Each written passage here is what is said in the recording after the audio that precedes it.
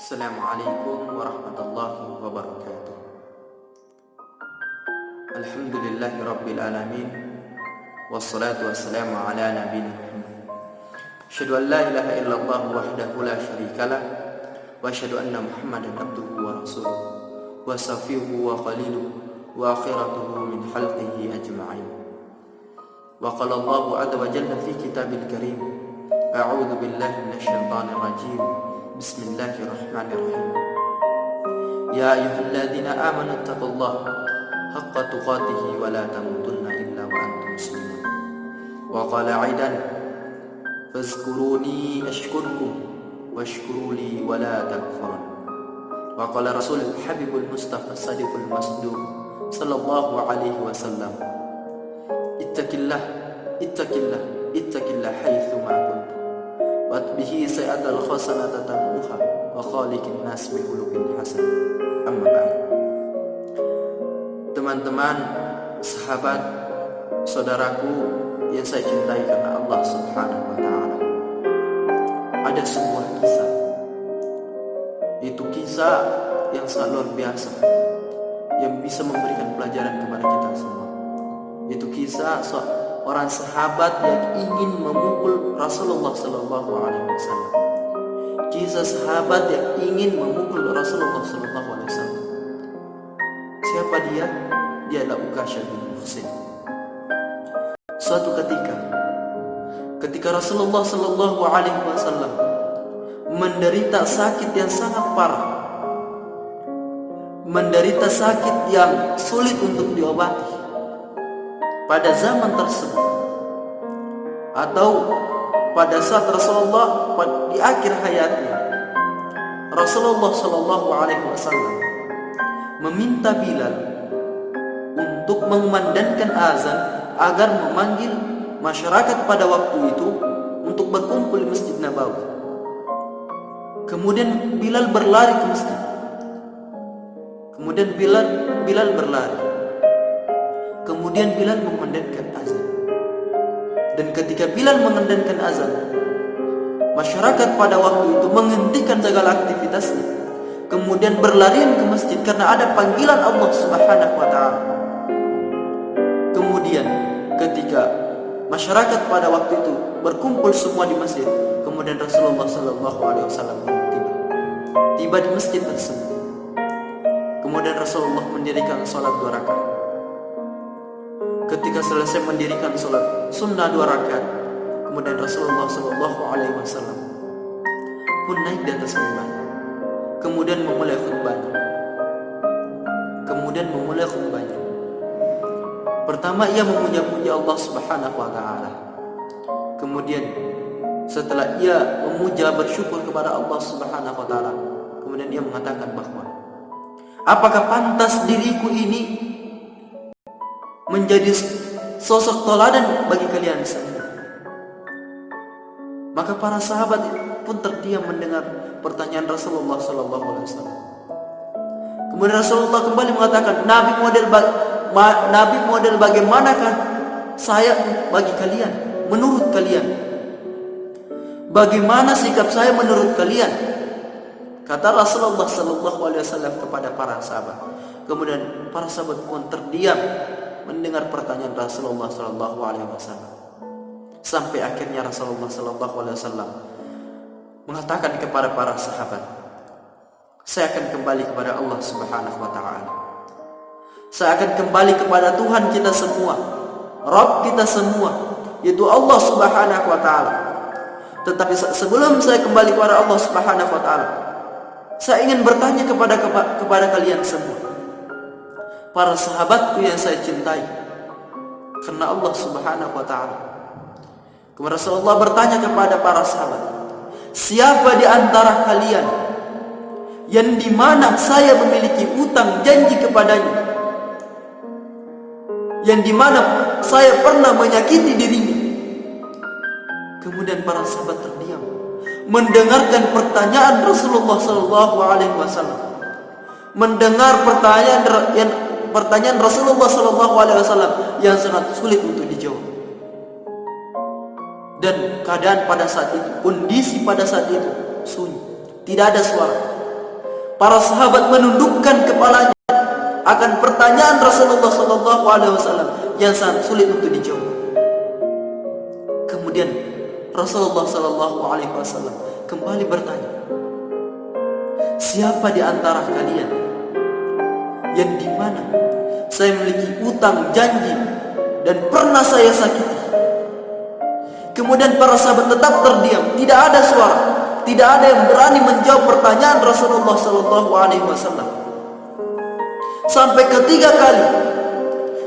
tiga kali Rasulullah SAW bertanya, siapa di antara kalian yang dimana saya memiliki utang janji dan pernah saya sakiti?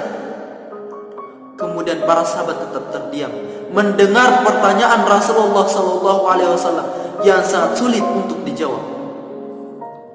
Hingga beberapa saat kemudian berdirilah Ukasha bin Muhsin, kemudian mengatakan, ya Rasulullah, andai misalnya engkau tidak mengulang pertanyaanmu sampai ketiga kali, saya tidak akan berdiri ya Rasulullah. Ketika di perang Badar ya Rasulullah, entah janji utang atau yang engkau maksud ini ya Rasulullah benar atau tidak, ketika di perang Badar, saat engkau menunggangi kuda dan ingin pergi, saya ada di belakang engkau ya Rasulullah. Saya berada di belakang engkau ya Rasulullah dan ingin menghampiri engkau dengan berjalan. Saya ingin menghampiri engkau sambil saya berjalan ya Rasulullah. Kemudian engkau ingin pergi dan memacu dan memukul kudamu, bokong dari kudamu itu dengan cambuk, dan cambuk itulah yang mengenai diriku ya Rasulullah. Apa kata Rasulullah? Itu adalah utang, itu adalah janji, dan saya pernah menyakiti dirimu, maka itu harus dibayar. Maka itu harus dilunasi, kata Rasulullah SAW. Maka Rasulullah SAW memerintahkan Bilal bin Rabah ke rumah Fatimah, anak dari Rasulullah SAW, untuk mengambil cambuk yang pernah digunakan Rasulullah SAW yang memukul Ukasha bin Muhsin, yang pernah menyakiti Ukasha bin Muhsin. Kemudian Bilal berdiri dan berlari ke rumah Fatimah. Sesampainya di rumah Fatimah, Ukasha memberi salam, kemudian meminta cambuk itu kepada Fatimah.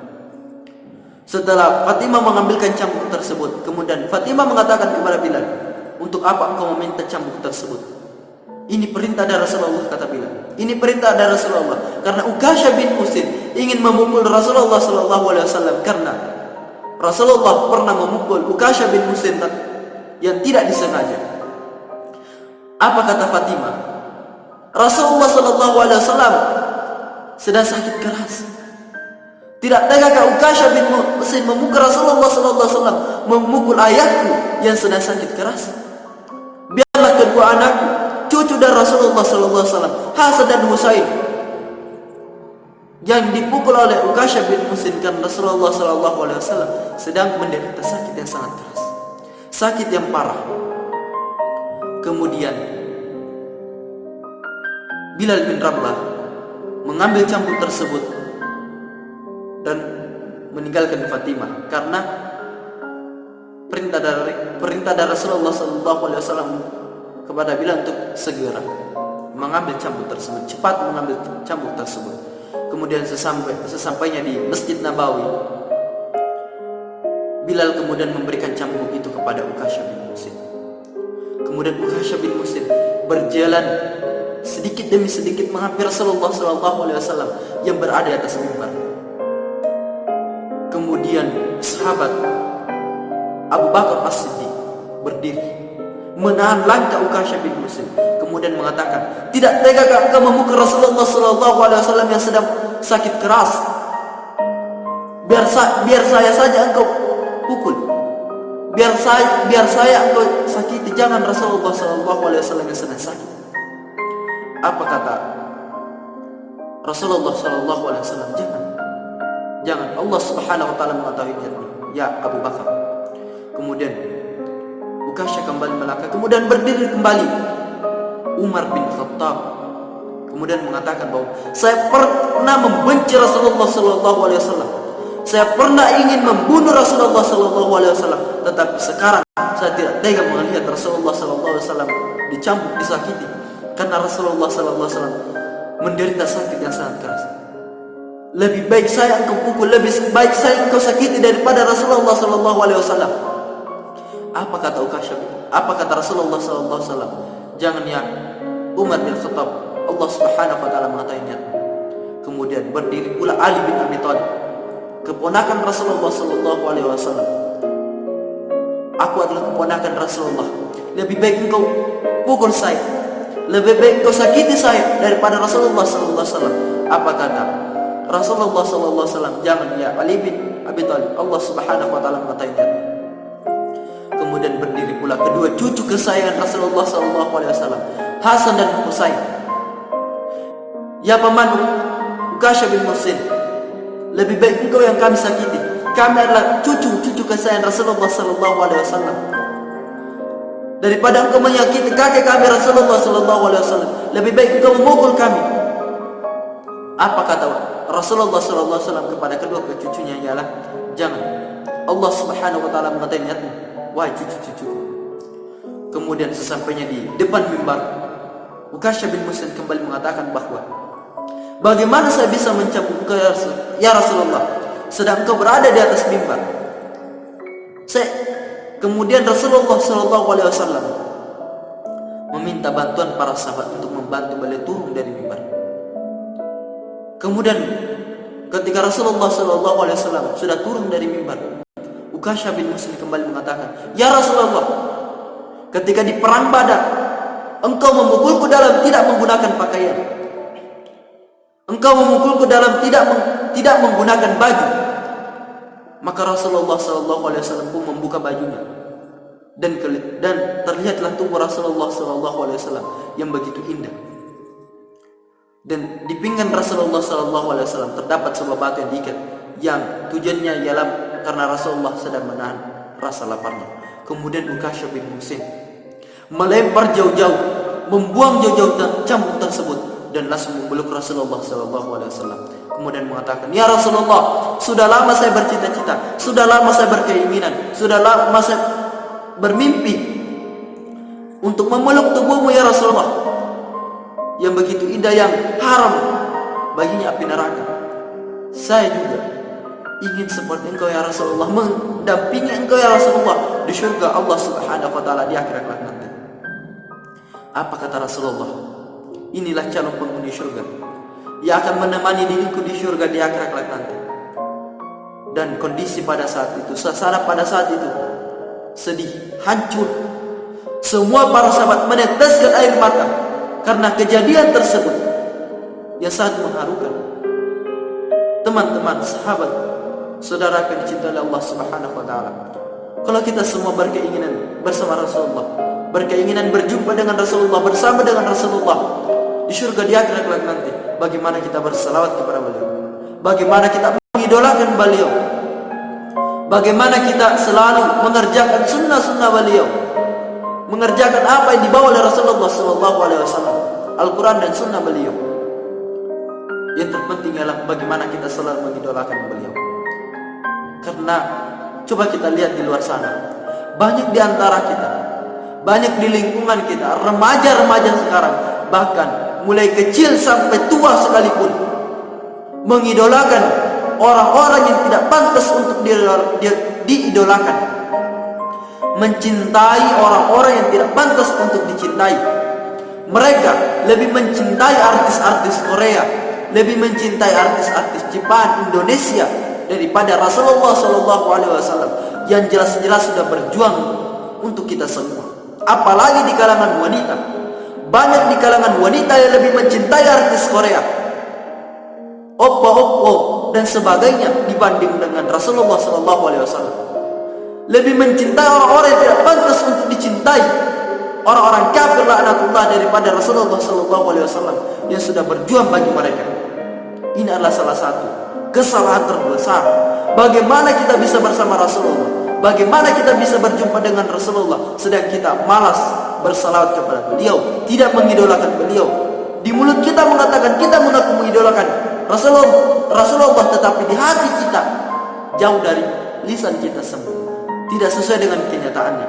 Jadi marilah kita untuk senantiasa mengidolakan beliau, mencintai Rasulullah sallallahu alaihi wasallam, mencintai kedua orang tua kita dan Allah Subhanahu wa taala, agar kita semua bisa bersama beliau di akhirat kelak nanti.